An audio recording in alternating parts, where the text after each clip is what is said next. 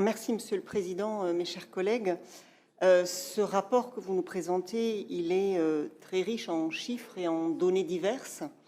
Et l'intention n'est pas de les commenter ici.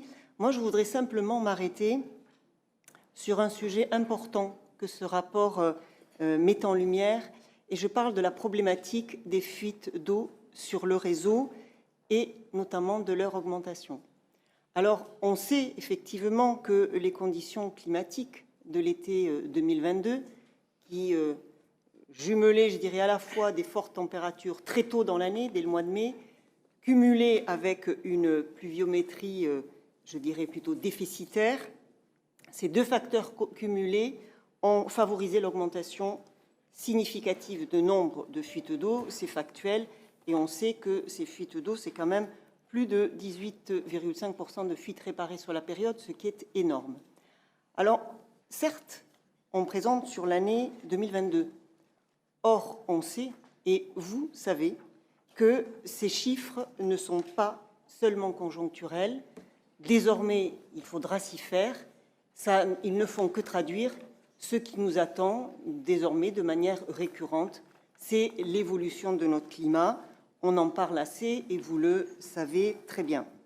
D'autant que ces phénomènes climatiques, on le sait, vont se multiplier particulièrement dans notre région, qui fait partie des régions en France qui sont extrêmement exposées. Donc désormais, c'est notre quotidien, les chiffres que l'on va présenter en 2022.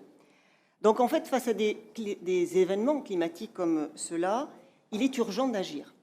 Alors moi, je suis toujours assez frappée d'entendre, je dirais, il ne faut pas sauter comme un cabri tout le temps en disant urgence climatique, sobriété énergétique, qui sont les deux choses que l'on entend et pour lesquelles je suis et nous sommes tous intimement convaincus de l'urgence climatique.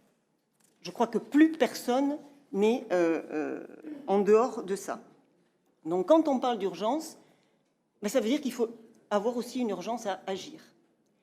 Et parler de sobriété énergétique, pour moi, ça n'a aucun sens si on n'agit pas à la source, si je peux dire sans jeu de mots, compte tenu qu'on parle des fuites d'eau, et si on ne commence pas à préserver la ressource. Arrêter de gaspiller me paraît être le premier acte de sobriété. Arrêter de gaspiller, c'est le premier acte de sobriété. C'est du bon sens d'abord, j'ai envie de dire. Alors, puisqu'on sait que les conditions climatiques de l'été augmentent le nombre de fuites, est-ce qu'il ne faudrait pas prévoir et mettre des moyens supplémentaires dans ces périodes où on sait qu'elles vont être aggravées? On pourrait aussi peut-être mener des actions de prévention pour pouvoir, je dirais, en amont détecter ces fuites-là. Et puis, il existe aussi des solutions, je dirais, plutôt technologiques, que d'ailleurs, un certain nombre de nos PME de la région proposent. Elles proposent des solutions qui pourraient probablement nous aider dans cette démarche-là. Et moi, c'est une question que je pose. Ça fait partie des pistes, je pense, qu'il nous faut exploiter. Alors, cette préoccupation du gaspillage, on l'a exprimée lors de la présentation en commission. Et j'avoue que la réponse qui a été faite était pour le moins déconcertante. En tout cas, pour moi, elle n'est pas à la hauteur des enjeux de la situation. Et la réponse qui nous a été faite, c'est il y a des fuites, mais aujourd'hui, la régie est sur d'autres priorités. Et l'objectif sera d'améliorer la situation pour l'exercice suivant. Alors moi, je dis non. S'il y a urgence, il y a urgence à agir tout de suite. Et c'est dans la même logique ce matin, quand on parlait des coopérations territoriales et que Jacques Mangon ou Gérard Chausset évoquaient l'urgence de la décarbonation, on est sur le même registre, on est dans de l'urgence pour économiser et éviter de gaspiller.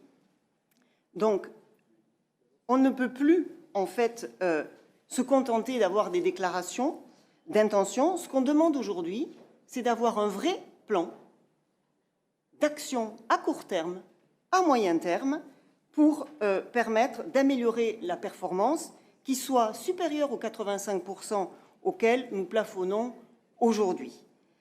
On demande aux usagers de faire des efforts, ici, partout, dans toutes les instances, et à juste titre.